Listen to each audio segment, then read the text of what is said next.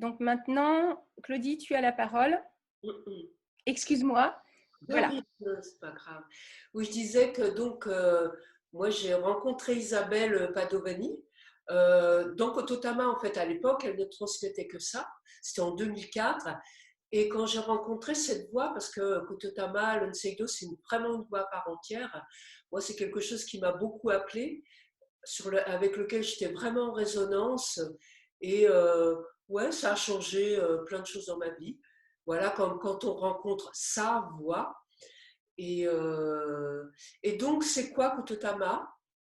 Kototama, ça nous revient par le Japon, mais c'est pas du tout japonais.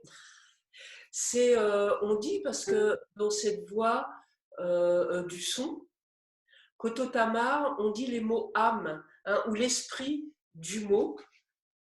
Dans cette cosmogonie, parce que c'est vraiment une cosmogonie et qui a été gardée au Japon. Hein, on nous dit Kototama, c'est l'esprit des mots âme, l'esprit du mot, c'est ce qui fait le pont entre la lumière, entre le subtil et la matière, ce qui est dense. Quelque part, hein, c'est quelque chose qui est aussi dans la Bible, et le verbe s'est fait chair. Et c'est littéralement ça, Kototama, c'est ce pont entre le subtil et la matière. On nous dit au début du monde, il y a eu le verbe, et le verbe a permis la manifestation. Donc, Kototama, ça relie à ça, quelque part, et c'est ce qu'on retrouve beaucoup dans plein de traditions. Donc, Kototama est une pratique du son qui a été conservée au Japon, mais c'est pas japonais parce que quelque part, Kototama, c'est un principe, on dit c'est un principe qui est source, c'est-à-dire c'est un principe qui vient de la source originelle. Hein. Dans Kototama, on l'appelle Ana, A-N-A. C'est voilà, c'est un principe universel. Mais ça a été gardé au Japon parce que ce principe, à un moment, a été coupé afin que on puisse goûter, jouer complètement. Quelque part, ça a été coupé afin qu'on oublie et qu'on puisse expérimenter la matière, la manifestation. Voilà. Et en japonais, Kototama signifie esprit du mot, mot âme. C'est un art hein, de la pratique du son, caché volontairement pendant des millénaires, sous-tendant les mythes du Shinto, et conservé sous le sceau du secret dans la famille impériale du Japon. Et c'est l'empereur Meiji Tenno qui, à un moment, petit à petit, a commencé à travailler, à consacrer sa vie au principe de Kototama, avec les calligraphes de la cour impériale. Et petit à petit, ça a commencé à se redonner au monde parce que le monde en a besoin. Tout simplement, hein. Vous voyez tout ce qui se passe actuellement, que la lumière de Kototama soit redonnée au monde afin que ça soutienne la conscience. Donc, les moams on dit, sont des sons purs qui cristallisent les vibrations originelles que nous percevons ensuite comme couleurs, sons et formes dans le monde manifesté. Avant que toute manifestation soit perceptible dans le plan matériel, son essence vibre, résonne sur le plan subtil.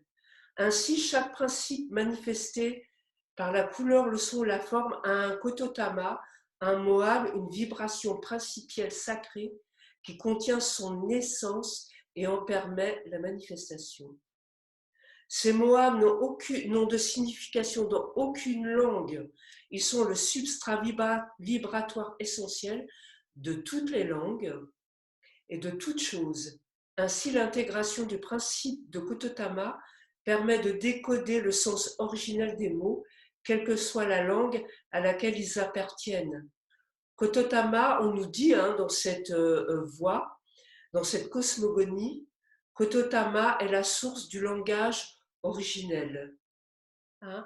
Et Kototama, le chant des Moams, nous invite à l'écoute de l'être, à la présence simple, à l'ici maintenant, par la résonance intérieure des sons originels. Voilà à peu près ce qu'est Kototama. Vous voyez, il y a quand même, voilà, on nous dit c'est un principe multimillénaire. On dit, à la base de ce monde, il y a eu Kototama. Voilà. Après, j'y étais pas. Donc, mais moi, je sentis petit à petit, quand j'avançais dans cette voie, j'ai senti qu'il y avait, que j'étais appuyée vraiment sur quelque chose, qu'il y avait, voilà, que j'ai vraiment, je sens moi énergétiquement que j'ai un appui derrière moi, qu'il y a, voilà, qu'il y a du monde, il y a tous ces gens qui, dans tout le temps, ont transmis cette voix.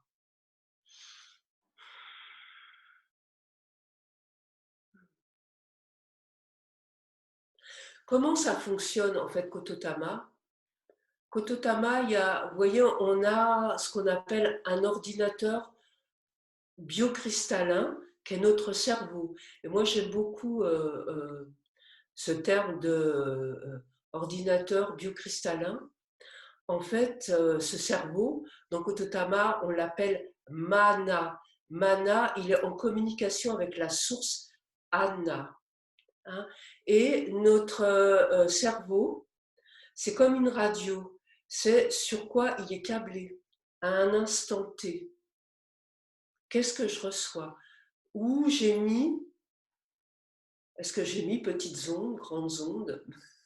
Sur quoi? Et souvent, on nous dit à un moment, il y a très très longtemps, l'homme était câblé directement sur la source originelle, qu'on pourrait appeler la conscience, qu'on peut appeler la vie, qu'on peut appeler Dieu, quel que soit le nom qu'on lui donne, hein, en fonction de ce qui nous parle.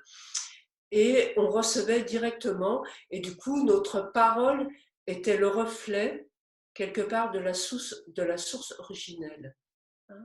Et à un moment, ça a été coupé. C'est ce que je vous ai dit volontairement, on a coupé ce câblage afin qu'on puisse expérimenter totalement, complètement la manifestation. On a oublié quelque part qui on était, quelle était notre essence, et on a commencé voilà, à jouer, hein, puisque la conscience s'est mise au monde pour expérimenter quelque part à travers chacune d'entre nous, d'expérimenter la vie. Donc ça a été coupé. Je ne sais plus d'ailleurs, j'ai perdu le fil de ce que j'étais en train de dire. Et donc oui, le cerveau. Et donc on n'a plus ce lien direct avec la source. Et Kototama, qui a été caché à un moment donné, quand ça a été coupé, on a dit tous les rythmes pairs, puisqu'il y a un langage hein, dans cette cosmogonie, tous les rythmes pairs qui sont 8 consonnes ont été cachés chez le peuple celte. Les sons mères, 5 sons mères, qui sont des voyelles, ont été cachés chez le peuple hébreu. Et la clé, quelque part, on nous dit, a été gardée au Japon. C'est pour ça que dans Kototama, il y a beaucoup de mots japonais. Moi, j'aime beaucoup parce que le peuple japonais, c'est un peuple très poétique. Je garde souvent les mots japonais parce que Kototama est engrammé dedans, puisque c'est le peuple où la langue a été sous-tendue par Kototama. Ils ont beaucoup de sons purs. Souvent, j'aime pas le mot pur parce qu'il y a quelque chose qui a à voir avec la pureté. C'est pas ça. Ce sont les sons sources qui sont reliés à la source quand on dit les sons purs. Et ils ont beaucoup, dans le japonais, il y a beaucoup de Kototama. Hein. Ils sont vraiment en lien direct par leur langue avec Kototama. Donc, ça a été la clé de Kototama a été gardée au Japon. Voilà, c'est ce qu'on nous dit dans cette histoire, dans cette cosmogonie. Et à un moment, donc notre cerveau s'est décablé quelque part de la source et pour retrouver cette connexion, il y a Kototama. Et comment ça fonctionne? Maintenant, ça fonctionne, au lieu que ça vienne d'en haut, on dit on redonne l'information d'en bas. c'est-à-dire par le verbe, par la parole. C'est une voix qui petit à petit nous amène à qu'est-ce que je dis en cet instant? Est-ce que ce que je dis sert le vivant, sert l'autre, sert l'amour, la conscience ou pas? Vous voyez la puissance du verbe, la puissance de la parole. On le voit tout le temps. Vous ouvrez vos télés, les informations, etc. C'est vraiment le verbe, c'est un impact, la parole a un impact directement sur le monde, sur l'autre, sur les autres. Et petit à petit, c'est une voix, on dit, c'est la voix bleue, c'est la voix du messager de la gorge, c'est relié au chakra de la gorge. C'est relié à la parole. Quelle est ma parole en cet instant? Je suis connectée à quoi quand je parle? J'aime beaucoup ça. Moi, ça m'a amené petit à petit. À un moment, je me dis, oh là là, ce que je suis en train de dire là, je le sens maintenant. C'est que je le sens physiquement. Quand je parle, je me dis, ah là, c'est pas relié. Là, ce que je suis en train de dire, ça ne sert pas. Donc, ça renvoie par l'oreille, c'est-à-dire, je vais chanter Kototama, ces mots âme, hein, tama. Tama en japonais, ça veut dire l'âme. C'est donc les mots koto, ces mots. Koto, tama, l'âme, koto, le mot en japonais. Et quand je chante Kototama, ça passe en fait par l'oreille. C'est-à-dire que ce n'est pas quelque chose qu'on va faire, c'est pas comme des mantras qu'on peut se chanter intérieurement. Il faut que l'oreille entende pour que ça touche le cerveau. Le circuit, c'est je chante, ça passe par l'oreille, hein, la cochlée, etc. Et ça atteint le cerveau.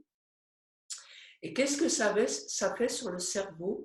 En fait, quand on parle, on est en onde bêta. Quand on fonctionne dans la vie, quand on est réveillé, on est en onde bêta. Ce sont des ondes rapides au niveau du cerveau. Et quand je vais commencer à chanter Kototama, ça ralentit les ondes cérébrales. Et ce qui fait que je commence à passer en onde alpha. Et puis, à un moment, je peux passer en onde θ, delta. Et les ondes, c'est quelque chose qui m'impressionne, c'est vraiment physiologique. Souvent, on parle de l'éveil, mais en fait, c'est physiologique, l'éveil. Quand un maître est éveillé, il est en onde θ, delta, c'est-à-dire il est en onde lente, mais il est réveillé, c'est pour ça qu'on dit un éveillé, parce que ce sont les ondes du sommeil. Et nous, quand on est en onde θ, delta, on dort. C'est-à-dire la nuit, quand on dort, on se reconnecte automatiquement aux ondes de la conscience. On est en prise directe. C'est pour ça que c'est très important pour un humain de dormir, parce qu'on retourne à la source. Et j'aime beaucoup, hein, Jésus disait à ses disciples, il disait, restez éveillés, parce que quand ils passaient en onde lente, ils s'endormaient. Ils n'arrivaient pas à rester là.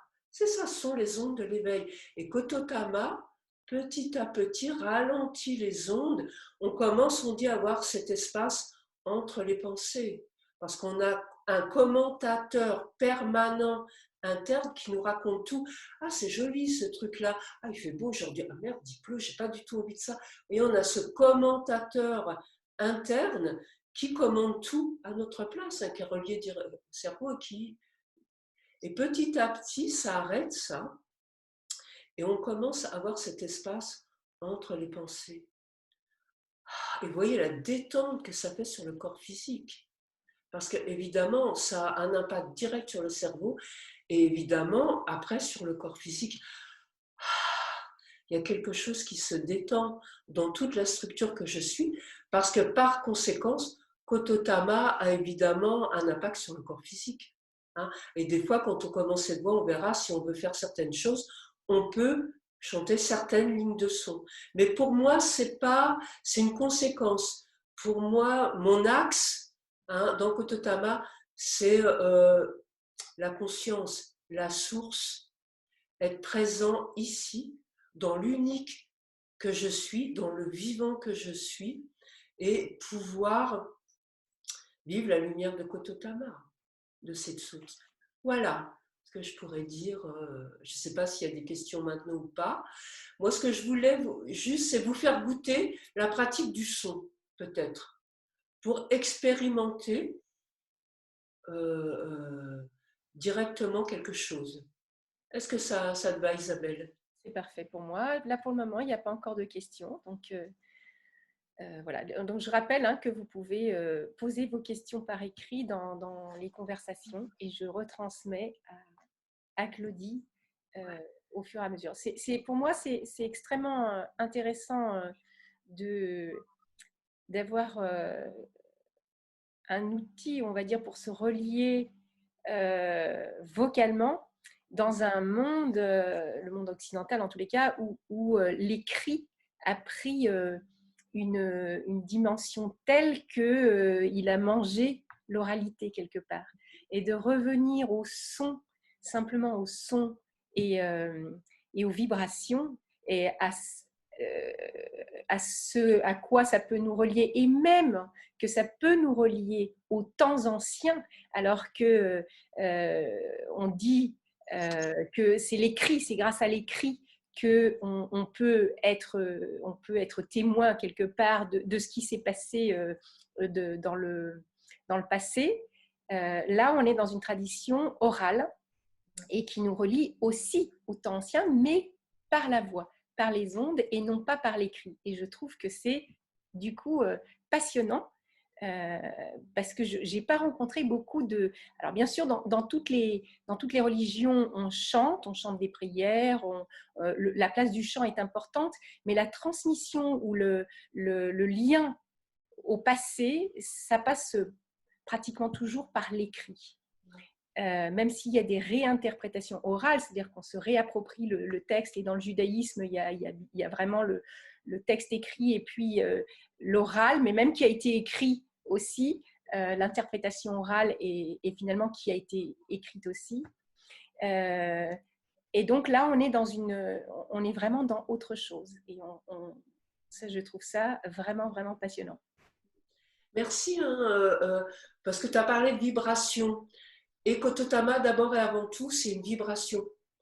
On nous dit dans cette tradition, c'est la vibration originelle de la source.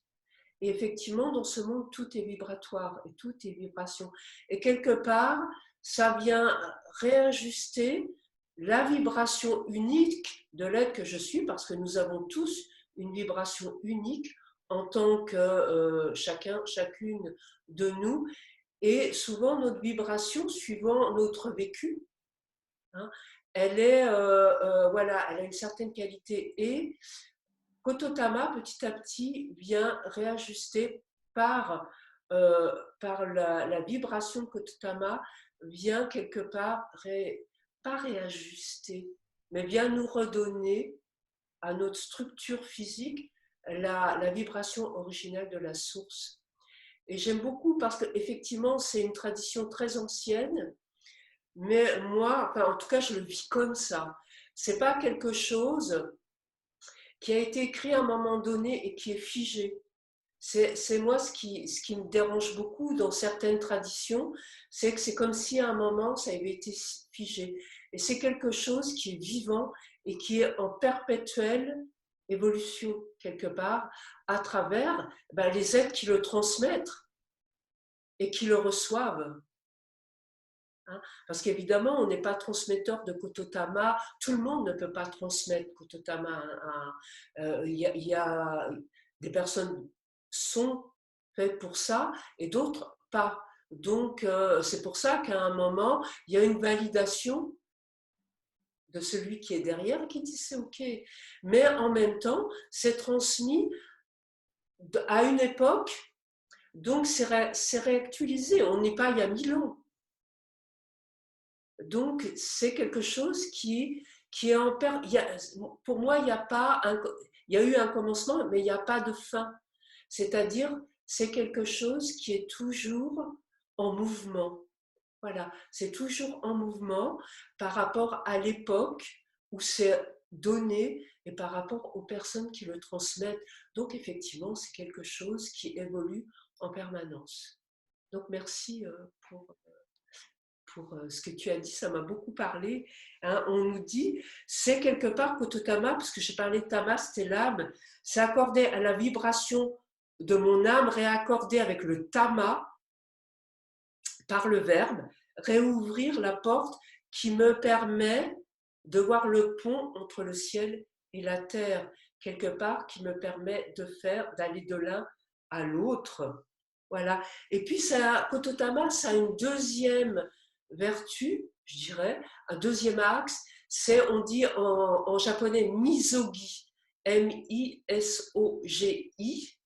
Misogi, gi, c'est le vêtement. Hein. Il y a kanagi. Hein. Kana, c'est littéralement, le verbe c'est fait cher. Gi, c'est le vêtement, c'est nous. Hein. Kanagi. C'est nettoyer, polir le tama. C'est nettoyer, polir mon tama intérieur. C'est comme un grand nettoyage. Hein, au Japon, puisque c'est sous-tendu par le Shinto, hein, qui était la première, on pourrait dire, religion, la religion première au Japon, ils sont beaucoup reliés à la nature, à l'eau, et ils font beaucoup de misogi dans les rivières, dans la mer, etc.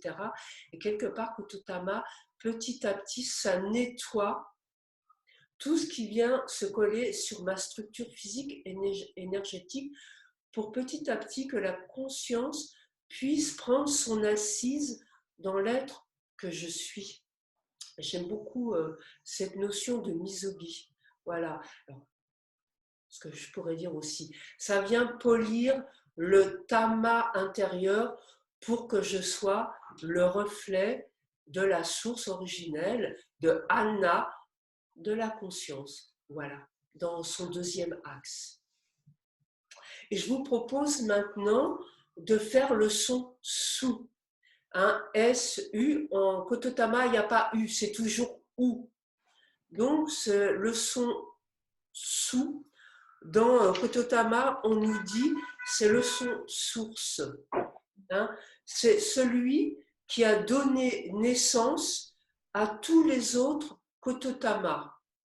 On peut nous dire, c'est le son du commencement. Hein, dans Kototama, c'est vraiment, on pourrait dire, je peux pratiquer sous toute ma vie.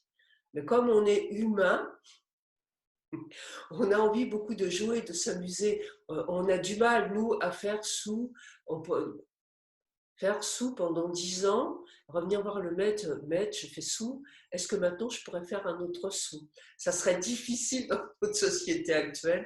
Donc après, évidemment, il y a beaucoup d'autres choses.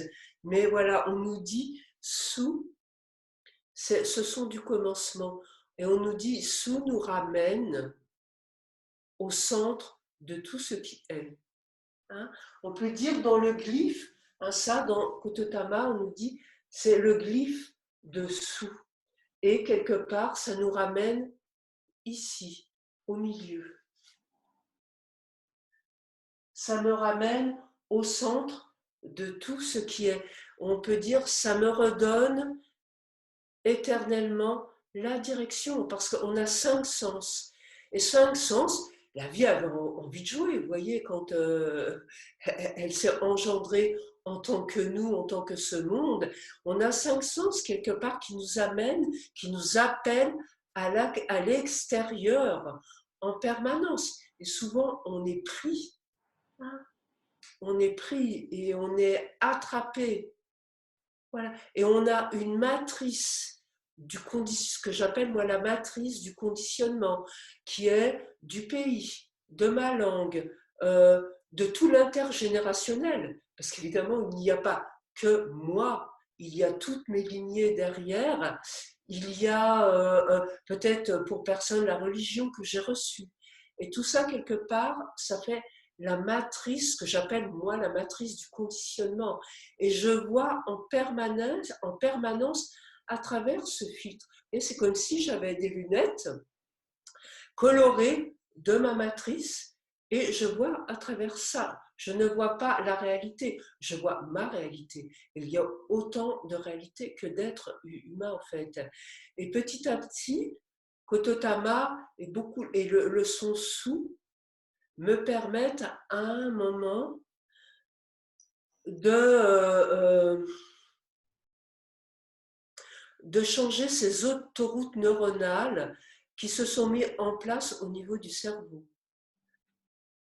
Et petit à petit, de pouvoir voir, voilà, peut-être avec plus de transparence la réalité, mais pas ma réalité. Et donc il y a sous ce son qui me ramène à l'intérieur. Et on peut aussi le sentir, ça ouvre l'espace, hein, cet espace intime, perceptif que je suis et qui, en cet instant, nous relie tous. Cet espace où nous faisons un et où, en cet instant, dans cet espace perceptif que nous sommes tous reliés. Et nous, à cet endroit, nous sommes tous un. Ça, c'est sous pour moi. Et je vais le chanter. On va juste le faire comme ça. Je vais le chanter. Et après, quand vous avez envie, vous prenez. Et petit à petit, nous allons tous chanter sous. Donc juste, je prends un moment. Peut-être comme un petit pas où je recule. Je reviens dans cet espace.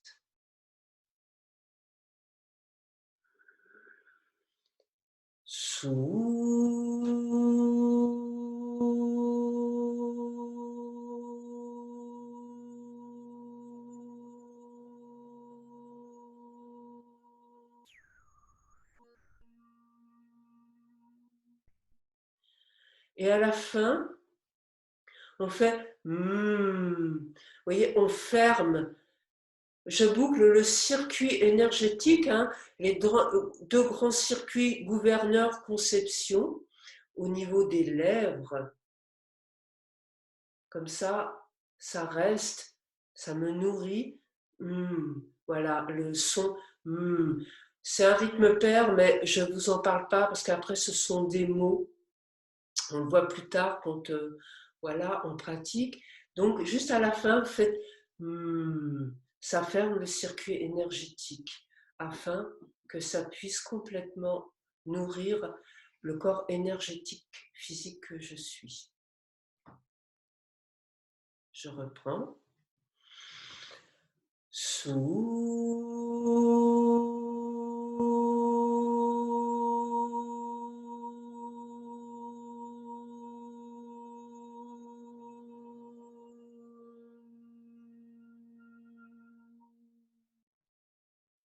Vous pouvez chanter quand vous voulez.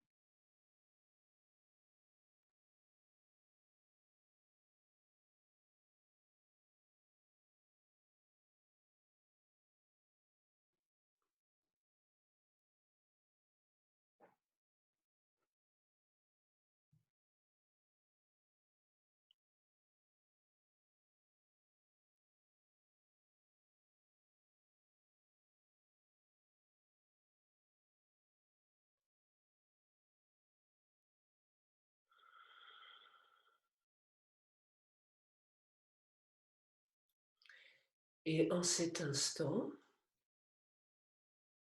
je goûte la résonance du son sou. Comment c'est pour moi en cet instant, dans mon corps.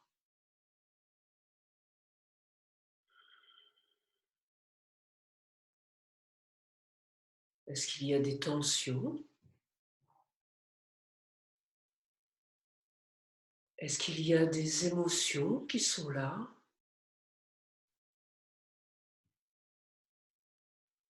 Est-ce qu'il y a des pensées qui apparaissent dans cet espace que je suis? Juste,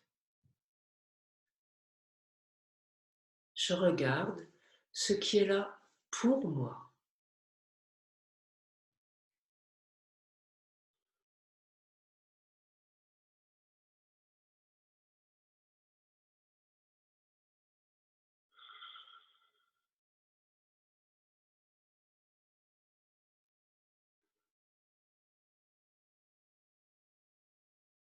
Voilà. Voilà le son sou, le kototama sou, le son du commencement. Voilà. Est-ce qu'il y a des questions, Isabelle? Est-ce qu'il y a des choses à dire ou pas?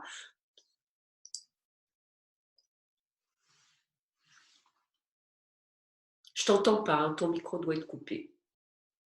Merci. Oui, j'ai coupé pour pouvoir faire le sou avec tout, sans parasiter.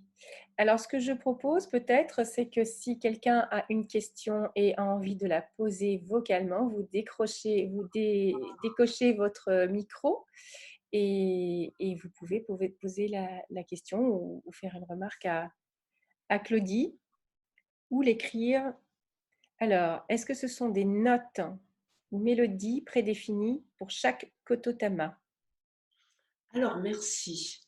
Je voulais dire qu'on n'a pas besoin de savoir chanter pour faire kototama, pour pratiquer, parce qu'on dit, en fait, je prête mon corps, je suis l'instrument. Et je suis en fait chantée par kototama. C'est-à-dire, si, quand on fait kototama, des fois le son se coupe. Je commence, je fais sou, et puis d'un coup, il n'y a plus de son. Ou alors, des fois, je commence, je fais, et puis ça devient tout bizarre. Je laisse faire. C'est quelque part, c'est en train de réaccorder ma structure. Et je n'ai pas à chercher à faire beau, à faire comme ci, à faire comme ça. Et surtout, je ne cherche pas à faire long ou court. C'est complètement à mon souffle. Des fois, beaucoup de gens me disent, ah mais j'ai pas de souffle là. Il n'y a pas j'ai ou j'ai pas. C'est je fais, ça peut être sous. C'est aussi bien que sous.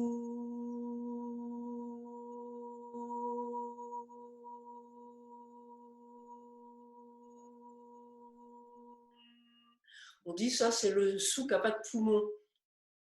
Voilà, j'aurais pu encore le faire durer. Il n'y a pas de. Je le fais à mon souffle. Je suis l'instrument. Ça peut se couper. Simplement, je réinspire et je fais sous. Alors, on nous dit sous, ça se fait entre les médiums et les basses. Je ne fais jamais sous en aigu. Je le fais toujours entre médium et basse. Voilà. C'est la seule indication qu'on a pour sous. Alors après, il y a un geste, là on ne le fera pas, et on nous dit, on met deux dents en connexion, mâchoire supérieure, mâchoire inférieure, mais c'est léger. Là, au départ, je ne voulais pas vous parler de ça. J'ai deux dents en connexion pour que le son, comme c'est vraiment un son qui est lié beaucoup à nos atomes, pour qu'il puisse passer en conduction osseuse. Il passe plus dans le corps physique si j'ai deux dents en contact. Mais vous voyez, c'est léger. Il ne faut pas que ça amène des tensions. Alors au début, c'est un petit peu inconfortable parce que voilà, c'est deux dents en contact, juste léger. Si ça vous donne des tensions, vous ne faites pas. Voilà. Et ça passe plus en conduction osseuse et on l'envoie derrière sur Atlas Axis, la première vertèbre, on l'envoie là. C'est-à-dire que je ne suis pas en projection, je ne suis pas sous, je suis sous. Évidemment, il sort devant, mais je l'envoie derrière. Merci pour la question, ça me permet de préciser. Voilà, je l'envoie derrière. Et vous voyez, ça change tout si je fais sous, si je fais sous.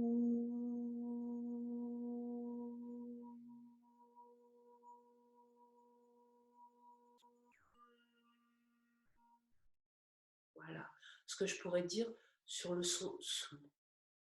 Et c'est vraiment, je ne sais pas si vous avez senti, ça ramène à un endroit, voilà, très précis, au centre. C'est vraiment, ce centre, j'aime beaucoup, parce que c'est là où je peux poser ma verticale. Vous voyez, si je n'ai pas ce socle, cet endroit-là, c'est difficile pour moi de poser cette verticale. Quand cette verticale se dresse en moi, elle est posée sur sous. Vraiment, c'est le socle, c'est sous. Et évidemment, quand on fait du son, on essaye d'avoir la colonne vertébrale alignée, sans ostentation. Vous voyez, mais je ne suis pas avachie. Voilà, je suis colonne vertébrale bien posée pour que le son puisse vraiment être dans la colonne. Voilà. Est-ce qu'on peut comparer un peu cette pratique à de la méditation, mais de la méditation chantée? Oui, oui, ça ouvre l'espace de la méditation. Moi, j'ai eu des élèves qui m'ont dit que je n'arrivais pas à méditer parce que j'avais toujours plein de choses qui arrivaient. Et Kototama, et particulièrement le son sous, à un moment calme au niveau du cerveau et donne plus facilement accès à cet espace justement entre les pensées, qui est cet espace méditatif. Ou alors ça fait reculer et je suis dans un endroit où je vois, comme je vous ai dit à un moment, regardez, est-ce qu'il y a des tensions? Est-ce qu'il y a des émotions? Est-ce qu'il y a des pensées? Ça permet d'avoir ce mouvement de recul où je vois ce qui apparaît dans l'espace que je suis, cet espace perceptif, mais je ne suis pas pris par ça. Je le vois, hein, comme on dit dans certaines méditations, comme des nuages, mais je ne suis pas pris. Le but, c'est pas de ne pas avoir de pensée. On est une structure mentale où il y a, à un moment donné, il y aura toujours des pensées. Mais ça me permet à un moment de ne pas être pris dans le jeu du mental. C'est soit ça va arrêter, et je vais avoir des moments où il n'y a rien, ou alors je vais reculer et je vais voir ce qui est là, mais sans être pris dedans. Voilà ce que je pourrais. Ça répond? Oui, tout à fait. Alors, une autre chose aussi, c'est que évidemment, quand je l'ai vécu avec Isabelle Padovani à Paris et que j'étais entourée de 300 personnes et qu'il y avait 300 personnes qui faisaient le sou en même temps, c'est très impressionnant d'être vraiment pris dans ces vibrations de 300 personnes. C'est émouvant déjà. Et puis, on a l'impression à un moment donné que les voix s'harmonisent et que ça devient un son. Alors, c'est vrai que c'est difficile là, puisqu'on ne peut pas s'entendre. C'est compliqué, donc on est un peu coupé de ça. Et du coup, là, le son, on le fait vraiment pour nous, des fois dans un contexte qui est un peu compliqué, où il y a d'autres gens, où voilà, on est confiné. Donc voilà, donc j'ai un peu, j'aurais presque envie de dire, ben, ouvrons nos micros et faisons un sou tous ensemble, mais ça risque d'être très cacophonique, hein.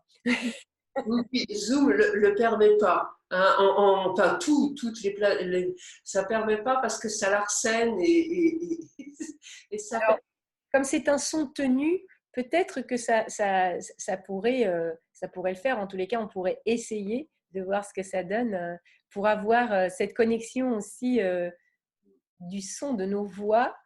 Voilà, là on me dit ça vaudrait le coup d'essayer. Mais je suis partante pour essayer, mais comme moi, j'ai donné avec mes élèves je l'ai fait, et c'est vrai qu'on était obligé de couper les micros parce que ça ne fonctionnait pas. Mais évidemment, quand on est 300 ou 200 ou même 100, hein, même 50, vous voyez, notre structure est traversée par le son. Donc ça, il y a quelque chose d'une force qui nous traverse. On est composé à 70% d'eau. Donc vous imaginez le son, comment hein, il y avait ce professeur japonais qui avait fait sur les molécules d'eau, qui avait cristallisé, et il voyait comment les mots, l'impact que ça avait sur l'eau. Imaginez sur nous qui sommes composés à plus de 70% d'eau, comment Kototama agit sur notre structure. Et évidemment, c'est pour ça que c'est bon de se retrouver. Parce que quand on est en groupe, quelque part, on multiplie la puissance de Kototama, mais en même temps, les deux sont importants. C'est quand je suis seule et que je le fais, c'est mon pas à moi. Et quand on est ensemble, c'est tous nos pas ensemble. Donc ça fait comme une structure énergétique encore plus puissante. Mais ça n'empêche pas son pas.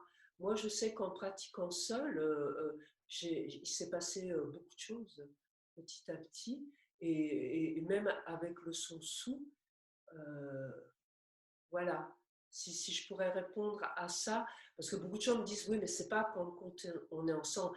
Bien sûr que c'est pas pareil. On a besoin de se retrouver. C'est comme la sangha, la communauté, c'est comme un soutien où on vient se recharger, on vient se retrouver, on vient communier, et puis après on retourne.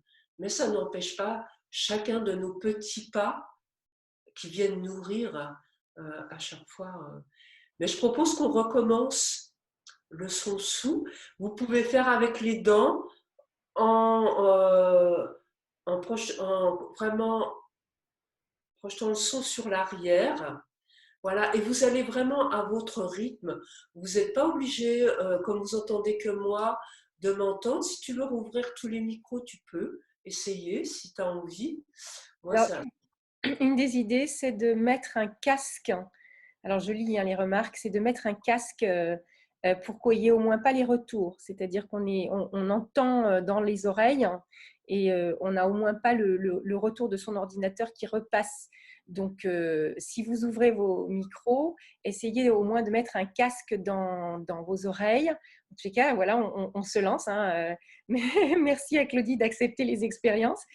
Et puis, il y a aussi une réflexion sur le professeur japonais qui a fait les recherches sur l'eau, qui s'appelle Masaru Emoto. Et ça, c'est grâce Exactement. à... Voilà, nous avons la réponse, le nom de ce chercheur japonais. Voilà, donc, alors ce que je vais faire, c'est que beaucoup d'entre vous ont coupé la vidéo.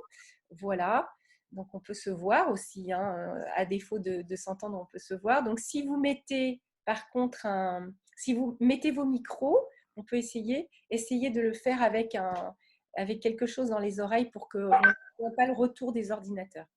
Voilà, on va tenter l'expérience. Si ça se trouve, ça va être Si catastrophique. sans ça, tu coupes et chacun peut continuer à faire, à faire le son sous.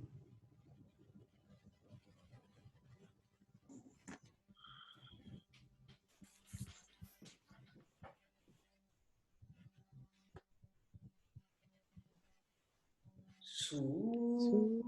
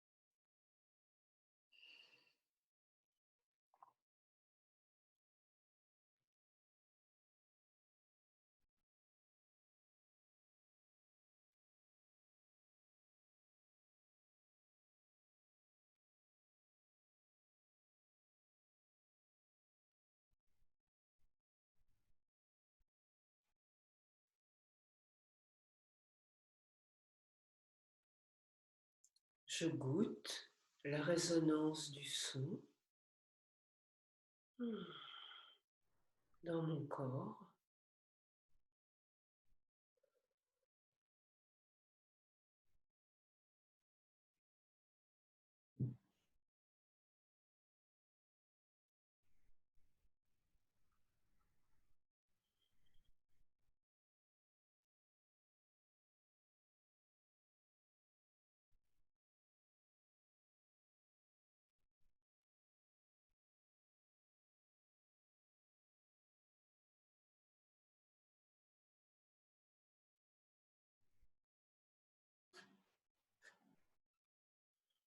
Et maintenant, on va faire Furi Tama, secouer le tama. Hein, quand on fait Kotama, après on a les mains comme ça et on dit secouer. Je secoue. Après, frotter les mains, donner à la vision éclairée et répartir sur le corps. Ça permet de, voilà, à la fin, de stocker l'énergie dans toute la structure. Furi, Furitama, Furitama. Voilà. Quand on fait Kototama, on fait le son, on fait toujours un temps de silence, très important le temps de silence, pour que ça agisse sur le cerveau, sur les ondes cérébrales. Et après, Furitama, secouer, frotter les mains, donner à la vision éclairée et répartir sur le corps. Voilà. Voilà, si vous avez des questions sur ce sou, des choses que vous avez envie de dire, partagez.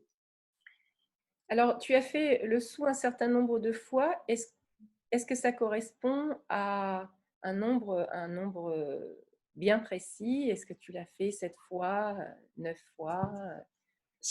On dit le minimum, c'est 7 fois. Merci, hein. Minimum 7 fois. Et après, vous pouvez le faire autant que vous voulez.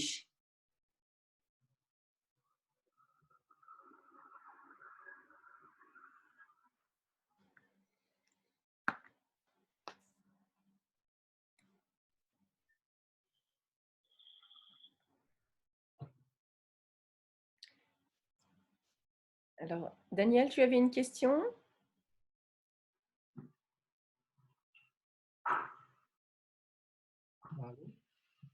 Non, je n'ai pas de question. Puis en te voyant que tu avais une question. Donc, le Kototama se résume pas au sou, hein. Il y a d'autres sons et c'est très intéressant. Il y a les sons mers, les sons terre. Donc, Oui, tu as pas oui, bien sûr. C'est-à-dire, quand on commence dans cette voie, en fait, il y a un cursus de 3 ans. Il y a 3 stages par an pour poser vraiment le socle, la base. Hein. Ça a été modélisé par Isabelle Padovani. J'aime beaucoup. Et parce que là, on a vraiment le socle de Kototama et on travaille en fait sur, on dit, c'est toujours cette trinité, cette triunité, c'est 3 parts de la conscience. On dit première chose, la conscience tournée vers elle-même, qui est tout ce qui est Amatsu Sugaso. J'adore. Hein. Et ça veut littéralement dire, hein, c'est japonais, la céleste transparence originelle. Moi, j'adore, rien que ça me met en joie. La céleste transparence originelle, Amatsu Sugaso. Donc, on travaille sur Amatsu Sugaso. Pour le premier pas, c'est reconnexion à la conscience une, à la source, à l'unité. Parce qu'en général, ici, en tant qu'être humain, c'est cet espace dont on a le moins conscience. Donc, traditionnellement, on commence à cet endroit-là. Après, il y a Amatsu Kanagi. Hein, Kanagi, kana le verbe, gi le vêtement. C'est-à-dire comment je peux, c'est notre plan en fait, Amatsu Kanagi, c'est notre plan, c'est le plan manifesté. Nous, quand on est en Amatsu Kanagi. Et donc, c'est comment je peux être ici dans ma pleine présence, comment je peux être conscient dans l'unique que je suis, comment je peux manifester la conscience. Ça, c'est Amatsu Kanagi. Et après, il y a Amatsu Futo no Lito. Hein. Futo no Lito, c'est cet espace solaire. Hein, le drapeau Japon, c'est un soleil. Cet espace solaire où je vois la totalité de ce qui est, où je vois que je suis et Amatsu Sugaso et Amatsu Kanagi, que en fait, je suis les deux. Cette conscience, donc on pourrait dire Amatsu Sugaso, fluidité, conscience, paix, Amatsu Kanagi, force, action, expérience, Amatsu Futo no Lito, joie, reliance, sagesse, si on pourrait dire en mots-clés. Voilà, et Kototama est composé de 5, on appelle des sons mères, hein, de 5 voyelles. Aoi, par exemple, on appelle ça les sons mères, parce qu'on ne dit pas ce sont des voyelles, ce sont 5 qualités de la conscience une, qui sont quelque part en reflet, hein, ce 5, avec peut-être, on pourrait dire aussi le 5 que je suis. On dit quand on est un être humain, on est marqué par le sceau du 5. Hein, on nous dit dans la main, on a 5 doigts, qui peuvent être en miroir aussi peut-être de nos 5 sens. Et on nous dit A, c'est ouverture, amour. Quand je chante ce Kototama, A, ce sont mère, ouverture, amour, lumière. O, complétude, plénitude. Ou, immuabilité, vacuité. Et discernement, lucidité. I, c'est l'atome germe originel, le feu, l'élan de la vie, la joie, le rire. Voilà. Donc, en fait, Kototama, c'est composé de 8 consonnes qu'on appelle des rythmes pairs. Et on nous dit, justement, les rythmes pairs mettent en mouvement, je regarde, parce que j'avais sur mon petit papier, mais en mouvement les sons mères, hein, on dit les Kototama sont composés de 13 atomes sonores, les 5 sons mères, les 8 rythmes pairs, hein, et on nous dit en fait les rythmes pairs, les sons mères sont très reliés à la conscience, à la source, et les rythmes pairs c'est beaucoup moins subtil, c'est déjà, je dirais presque relié à la matière, et quelque part ils mettent en action, ils nous relient au son mère. Voilà, ça c'est Kototama. Ce qu'on appelle les sons sources, les sons purs.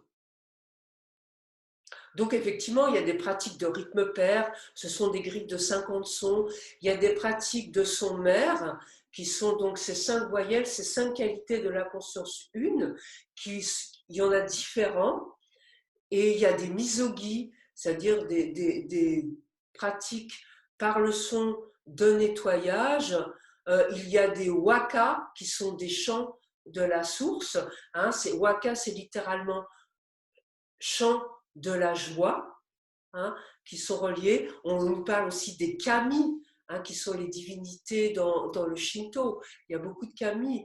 Kami, c'est pas vraiment des divinités. Il y a des kami terrestres, il y a des kami célestes. C'est tout ce qui peut nous relier à la source. Un japonais, il dit ah ça c'est kami. Kami, ça veut dire kami, ça peut être un arbre, ça peut être un rocher, ça peut être une rivière, ça peut être céleste. C'est à un moment, c'est quelque chose qui nous arrête. Moi, je sais pas, moi dans la nature, il y a des arbres, pas tous, mais il y a des arbres où ils m'arrêtent. Je suis en face d'un arbre, il y a quelque chose qui me met en relation avec quelque chose de plus subtil. Pour un japonais, il dit ah ça c'est kami. Donc on a des waka reliés à certains kami. C'est très très riche, c'est une voix, voilà, c'est une voix à part entière. Donc on peut cheminer dans le temps avec, quand on fait des stages, voilà, avec des pratiques qui sont reliées, soit à Matsusugaso, Matsukanagi, Matsukuto no Hito, des pratiques de rythme pair qui font des choses différentes. Voilà, au niveau des vibrations, au niveau du corps, des émotions. Hein, Matsusugaso, on nous dit c'est beaucoup relié aux mémoires, à l'eau, à l'âme. Kanagi, c'est beaucoup plus relié au corps physique. Hein, et qui va avoir des actions plus sur le corps physique. Et puis à Matsukuto no Hito, c'est plus au niveau comment de l'esprit. C'est relié aussi aux 3 cerveaux, reptiliens, au limbique, au néocortex, etc. Voilà. Là, je vous l'ai fait très court. Hein. Parce qu'au début, ce n'est pas la peine de... Mais effectivement, vous allez sur mon site si vous voulez en savoir un peu plus. Et puis déjà, vous voyez un peu plus. Il y a le site d'Isabelle aussi, Padovani, hein, qui parle de l'Onseido. Une question, une dimension qui m'intéresse, le son est véhicule de l'énergie. Et donc, que devient toute cette énergie? Ben, là, la question, que devient l'énergie, c'est quelque part, je dirais, c'est pas canaliser mon énergie, mes énergies. Moi, en tant qu'être énergétique, puisque je suis une structure énergétique, mon énergie, je peux l'employer à des tas de choses. Et je peux me connecter à des tas d'énergies, mais qui ne sont pas toujours au service, ni de moi, ni des autres. Mais justement, Kototama me ramène quelque part justement me ramène à la vibration originelle source et me permet petit à petit de conscientiser quelles sont mes énergies, quelles sont celles qui sont au service de moi et des autres, quelles sont celles quelque part. C'est pour ça qu'il y a des misogi aussi, parce qu'il y a des énergies qui viennent se coller sur moi qui ne sont pas reliées à la conscience source et qui vont venir m'alourdir, tu vois, ou qui vont m'emmener là où je ne veux pas aller. Est-ce que ça répond? Est-ce que ça te répond? Oui, en partie, oui. Oui. Mais oui, c'est important. Toute énergie, je veux dire, il y a des tas d'énergies. La haine est de l'énergie, la colère est de l'énergie, l'amour est de l'énergie, la tristesse est de l'énergie, tu vois. Alors, il y a nos structures émotionnellement, nous, on est beaucoup pris émotionnellement dans les pays où on vit. Parce que quelque part, c'est le limbique qui prend la main. Parce qu'on n'est plus en survie. Les pays qui sont en guerre, etc., ils ont un danger physique. C'est-à-dire, c'est le reptilien qui est beaucoup plus... Parce que si à un moment, tu fais pas ce qu'il faut, tu meurs. Nous, on a la chance de vivre dans un pays où on ne vit pas ça au quotidien. Quand je veux traverser un trottoir, il y a une voiture qui arrive, je fais un saut en arrière, c'est le reptilien qui est actif. Et le reptilien, il a la main sur tous les cerveaux. C'est lui qui prédomine, parce qu'il il est relié à la survie. Mais nous, dans nos sociétés, on est beaucoup pris par tout ce qui est émotionnel. On croit qu'on va mourir, il m'arrive un truc, parce que mais on est souvent noyé dans nos émotions. Et à un moment, c'est juste avoir des émotions est tout à fait normal et naturel. On a des émotions, mais je me laisse traverser par mes émotions. J'ai une émotion, tiens, ce matin, je suis triste. Je me laisse traverser par la tristesse. Je sens qu'il y a de la tristesse en moi. Je me laisse traverser par cette tristesse. Il y a un pic et ça part. Peut-être je vais avoir une colère, quelqu'un va faire quelque chose, ça vient résonner. Et puis ça part. Mais il y a un moment où le mental récupère, ça ne devrait pas être comme ça, ce qu'il a fait, c'est pas bien, etc. Et là, je commence à tourner en boucle. Et puis ça vient me noyer. Voilà. Et à un moment, c'est lourd. Et c'est vrai que petit à petit, la pratique du son va me ramener à des émotions beaucoup plus simples, ou avoir tout de suite, tiens là, je suis embarquée, je n'ai pas envie de ça. En fait, est-ce que retrouver du choix dans ce que je veux et ce que je ne veux pas.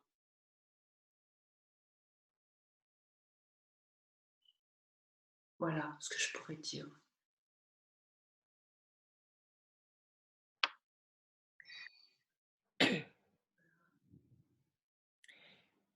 Et donc, durant un stage, on ne va pas faire que du sou. Alors, parce que j'ai une question qui est combien de temps est-ce il faut expérimenter au minimum le son sou avant de passer à un autre son?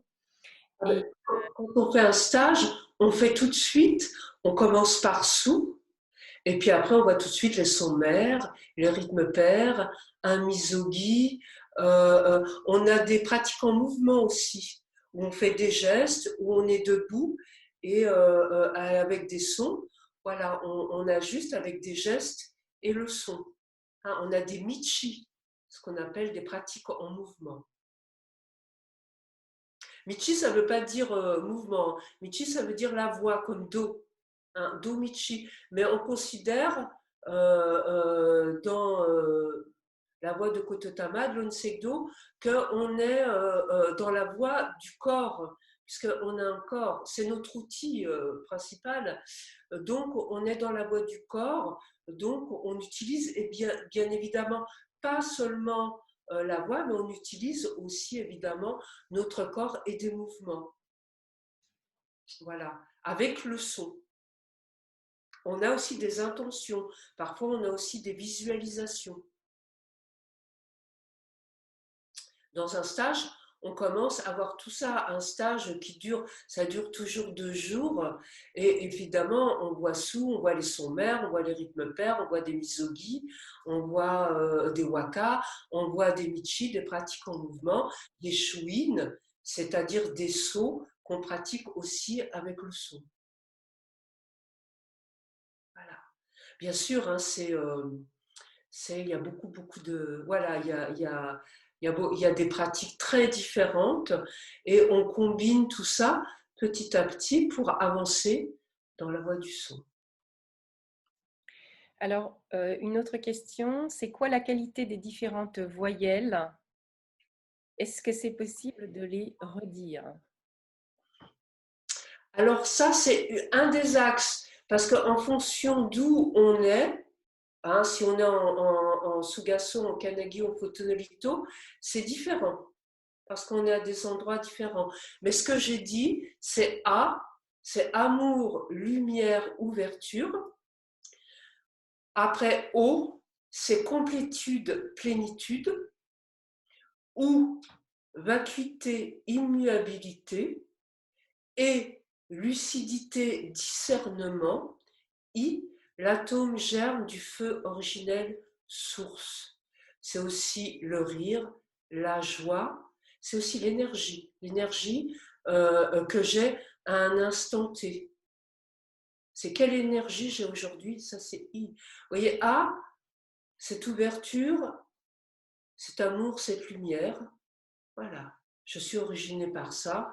O, est-ce que je me sens cet instant complet ou pas? Souvent, on se sent incomplet. On n'est pas dans notre plénitude. Souvent, il n'y a que la source qui peut m'amener ma complétude, ma plénitude, où je me sens complet, je me sens entier. On dit, oh, c'est l'unité aussi.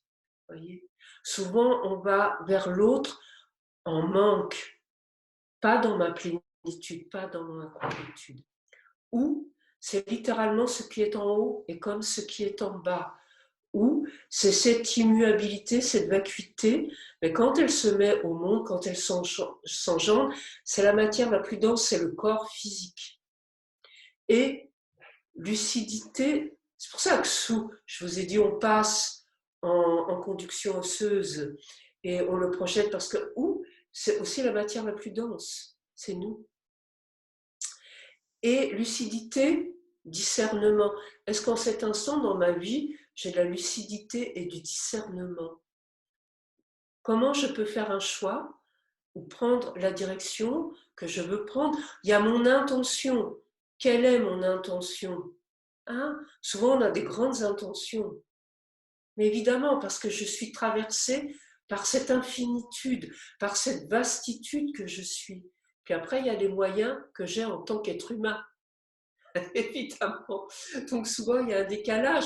J'ai ces intentions, des fois tellement immenses. Moi, des fois, je me dis, mais pourquoi j'ai pris ces engagements-là? Pourquoi j'ai dit oui? Je suis folle parce qu'à un moment, waouh, j'étais dans cet espace-là, mon intention était tellement forte. Puis après, en tant qu'être humain, ben, j'ai les moyens que j'ai. Donc, c'est avoir cette lucidité, ce discernement que je suis traversée par cette infinitude, par la vie, cette conscience, mais en même temps que je suis un être fini. Voilà, et avoir, voilà, quel choix je fais, je me mets au service de quoi? Et puis, I, c'est l'élan de la vie, littéralement, c'est le feu. Est-ce que je suis un ardent? Est-ce que je suis un vivant? Ou est-ce que je suis un mort vivant? Hein? C'est sûr que Kototama, c'est la voix des ardents, hein, je vous le dis tout de suite. Mais oui, c'est le feu, c'est le feu. Est-ce que je suis un ardent? Est-ce que j'ai envie de vivre? Est-ce que je suis à fond dans ma vie? Est-ce que je me donne?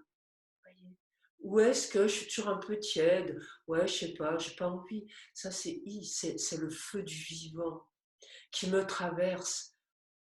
Est-ce que je suis connectée à ce feu du vivant? Nous, en tant qu'être, la conscience se met au monde pour être vivante. Vous voyez, pour être, waouh, cette joie d'être traversée à chaque instant. Où est-ce que mon feu est éteint en cet instant, dans l'être que je suis?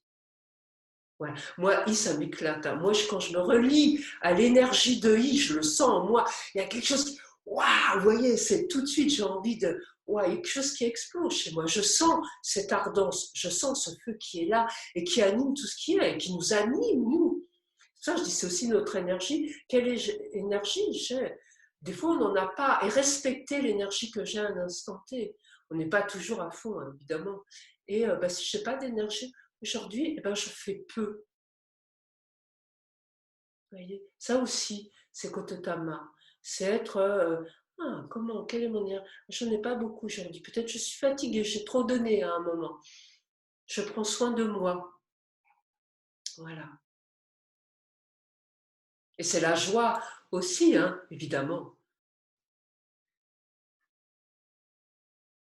Du coup, du coup, les différentes voyelles sont reliées aussi à différentes émotions. Donc le i, le rire, la Oui, joie.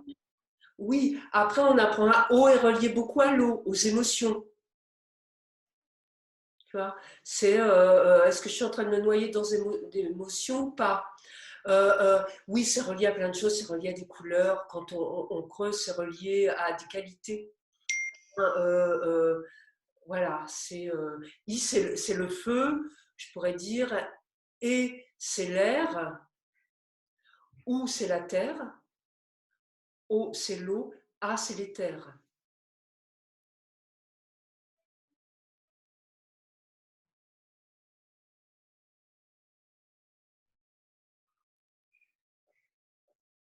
Bien sûr, là je dis, voilà, mais c'est relié à beaucoup de choses. Et est-ce que du coup, il y a des sons qu'on va faire plutôt que d'autres en fonction de l'état émotionnel dans lequel on est, si on est énervé, si on est excité voilà, on va peut-être pas nécessairement avoir besoin de faire les mêmes sons. Et puis, euh, selon l'état émotionnel dans lequel on est, on peut avoir tout à coup envie de hurler ou parce que finalement, les sons nous relient aussi à nos émotions. Quand on pleure, c'est un certain son. Quand on crie et qu'on est énervé, c'est un certain son. Quand on est joyeux, on émet d'autres sons. Est-ce que ces sons-là, euh, est-ce qu'ils sont reliés aussi quelque part à la pratique de Kototama? Non, c'est pas relié aussi directement. Tu vois, c'est pas aussi direct.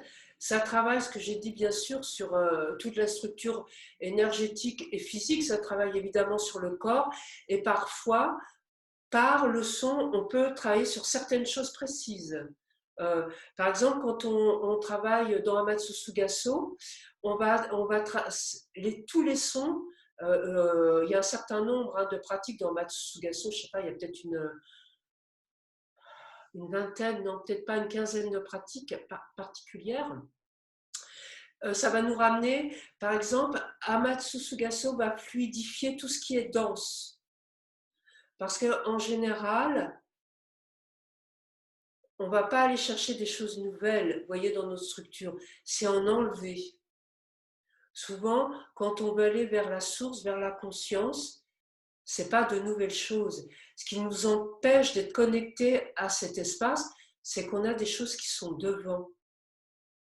Donc, quand on va travailler sur Amatsugaso, ça va justement fluidifier. Ça fluidifie tout ce qui est dense, tout ce qui m'empêche de voir mon origine, de me relier à la source qui origine l'être que je suis. Ça fluidifie tout ce qui est dense. Donc, ça me permet, en enlevant, de revenir à mon essence, à mon essentiel.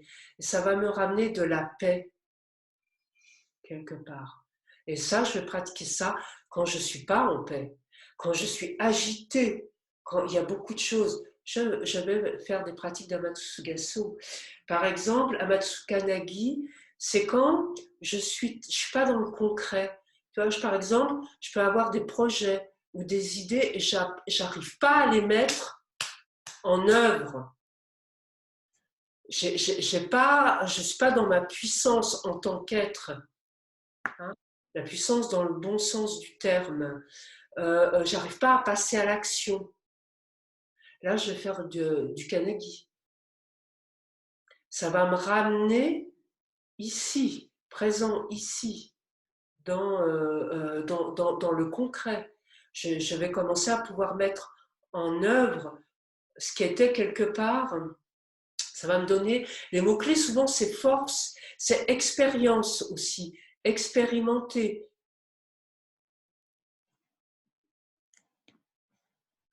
Ça va me permettre d'avoir plus de force, peut-être bien sûr. Et là, je vais avoir un certain nombre de pratiques. Et après, je vais utiliser mes outils, petit à petit. Au départ, voilà, il faut le temps de se repérer quand même. Et petit à petit, effectivement, ce sont des outils assez précis. Donc, après un stage, on repart avec une petite boîte à outils qui va se compléter au fur et à mesure des stages qu'on va faire. Et l'idée, c'est de toujours pouvoir se reconnecter à la source et de repartir de ce point-là pour aller de nouveau vers l'extérieur. Est-ce que c'est quelque chose comme ça? Oui, c'est quelque chose comme ça. C'est pas que ça, hein, mais oui. Et ce que j'ai ressenti aussi, c'est transformer l'énergie finalement. L'énergie est là, c'est de la ressentir, c'est de la conscientiser. Et peut-être après, une fois qu'on en a conscience, peut-être de la transformer aussi. Oui, Pour aller... ça transmute. Il y a une transmutation qui se fait et qui est agissante petit à petit. Moi, je sais que souvent, au début, je disais, par exemple, je ne sais pas ce que Kototama fait, mais je voyais la différence sur les jours quand je pratiquais ou quand je pratiquais pas. Je voyais les différences. Il y avait, peut-être, il y avait plus de présence qui était là dans ma journée. J'avais, moi, ce que ça me permet, c'est souvent, c'est de ne pas être pris tout le temps. Bien sûr, après, on a les moyens, des fois, on est pris, mais à un moment, de ne pas être pris dans la moulinette, dans la machine à laver du quotidien. Où il y a des moments où je suis submergée. Quand je suis pris dans la moulinette du mental, etc., ça me prend beaucoup d'énergie, finalement. Ce qui me prend le plus d'énergie, c'est pas le corps. Je peux faire des tas de choses physiquement, mais c'est le mental. Vous voyez, quand vous êtes pris dans le mental, il y a beaucoup de choses, qu'on est là, et ça pompe énormément d'énergie. C'est ce qui pompe le plus d'énergie à la structure physique énergétique que je suis, c'est le mental. Hein. Et petit à petit, ça permet d'avoir des moments de recul. C'est de voir, ah tiens, là, je me suis fait embarquer dans ce truc-là. Et de revenir. Voilà, d'avoir ce petit mouvement de recul. Et de ne plus être pris à l'avant-plan par tout ce qui se passe. De pouvoir faire un petit pas, détente, je vois ce qui est en train de se passer et qu'est-ce que je peux faire?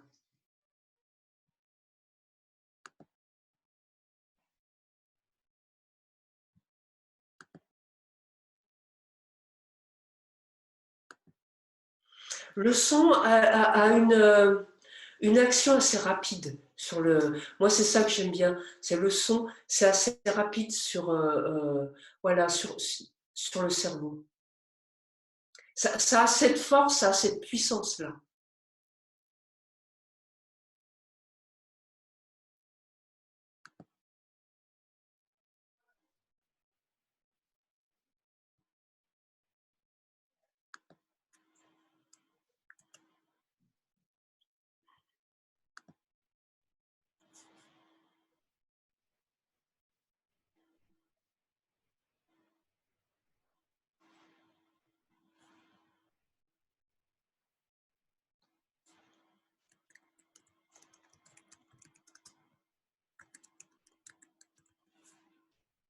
Il y a d'autres questions ou est-ce que c'est clair pour tout le monde? Voilà, est-ce que ça donne un petit goût?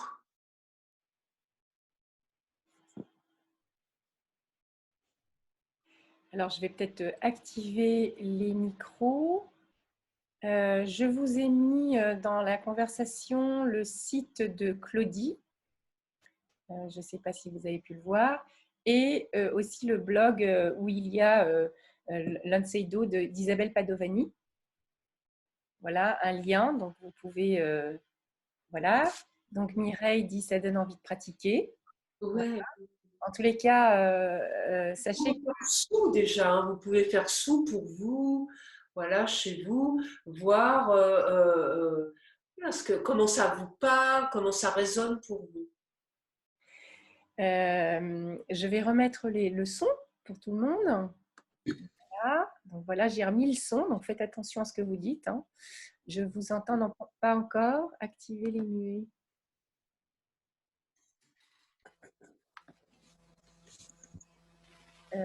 Alors, je ne peux pas le faire pour tout le monde.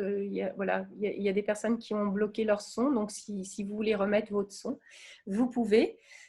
En tous les cas, merci beaucoup, beaucoup, Claudie, pour ce moment de découverte. En tous les cas, c'est Merci pas à toi. une totale découverte pour moi, mais j'avais très envie de faire partager cette expérience, en tous les cas, que j'ai pu vivre à Paris avec 300 autres personnes. C'était vraiment très, très riche. Il y a un stage que Courant d'Art organise et ça sera en début 2021 avec Claudie qui va venir à Strasbourg. Donc, si vous avez envie de participer, je ne sais pas jusqu'à combien de participants tu prends, Claudie. Oh bah, ça va en général de 10 personnes, fois un minimum, tu vois, de 10 personnes, et puis après ça va jusqu'à 25. Voilà, 25, 30. Après, pas plus. J'aime pas, moi, j'aime bien pas plus de personnes. Donc, Voilà. voilà. Donc, On peut vraiment interagir. on va communiquer là-dessus. Donc voilà, donc les 30 premières personnes auront la possibilité de suivre le stage et puis les autres, eh ben, on en refera d'autres s'il y a beaucoup de demandes. Voilà, en tous les cas, on a goûté évidemment en 1 heure et demie, c'est un tout petit moment, c'est une petite bulle, mais qui nous permet d'entrouvrir une fenêtre. Voilà, j'espère que ça vous a donné le goût de découvrir. Voilà, c'est ça, surtout le goût. C'est ce que j'espère, hein, que ça vous a donné le goût. Voilà. C'est la première fois en fait que je fais une conférence, hein, moi. J'enseigne depuis 7 ans, mais j'ai jamais fait de conférence. Je suis en stage tout le temps, donc on a 2 jours pour interagir, pour pratiquer. Donc voilà, vous êtes ma première conférence. Merci Isabelle. Merci Claudie d'avoir sauté, d'avoir franchi le pas, c'est vraiment super. Donc l'idée de la maison de la voix, c'est vraiment de faire découvrir des pratiques qui ne sont pas nécessairement connues. Donc voilà, là en ce moment on est confiné, donc on peut suivre des choses intéressantes aussi de cette manière-là. Donc, grâce à cette maison virtuelle de la voix, eh bien, on essaye vraiment de vous faire découvrir des aspects extrêmement différents, voilà, toutes sortes d'approches, et puis de boîtes à outils aussi, puisque c'est des boîtes à outils. Alors, des fois, c'est pour la thérapie, des fois, c'est plus spirituel, des fois, enfin voilà, on essaye vraiment de vous faire découvrir différentes petites fenêtres, voilà, qui nous amènent à cet instrument qui est absolument extraordinaire et qui est fait de ce que nous sommes, c'est-à-dire notre voix. Je vais retransmettre évidemment, je mettrai, alors on a discuté de ça avec Claudie, avec Richard ce matin, je mettrai cette conférence en ligne sur le site de Courant d'Art. On va ouvrir une nouvelle fenêtre aussi dans le site pour que vous puissiez plus facilement aller récupérer les vidéos. Voilà, et ça passera plus par un transfert, etc., où c'est toujours très compliqué, voilà, d'aller chercher, etc., par des liens. Donc là, voilà, on va mettre ça en ligne petit à petit. Vos suggestions, évidemment, sont les bienvenues. Bonjour. Si vous avez des envies voilà, de nouvelles conférences, de faire revenir Claudie, voilà, eh ben, vous pouvez mettre des commentaires sur notre Maison de la Voix, sur notre Facebook. Moi, j'avais une demande. À cette époque où tout apparaît partout, c'est que cette vidéo, si vous l'avez, elle soit pour vous. J'aimerais pas la retrouver sur Facebook, etc., etc. Je trouve qu'il y a tellement de choses. Voilà, pour moi, c'est important pour moi que ça ne se balade pas n'importe où. Je ne pourrais pas vous dire pourquoi c'est aussi fort pour moi, mais c'est vraiment pour vous, quoi. Vous avez fait l'effort de vous connecter, de vous intéresser, et que ça soit sur le site des Maisons de la Voix. J'adore, merci à Isabelle de faire ça.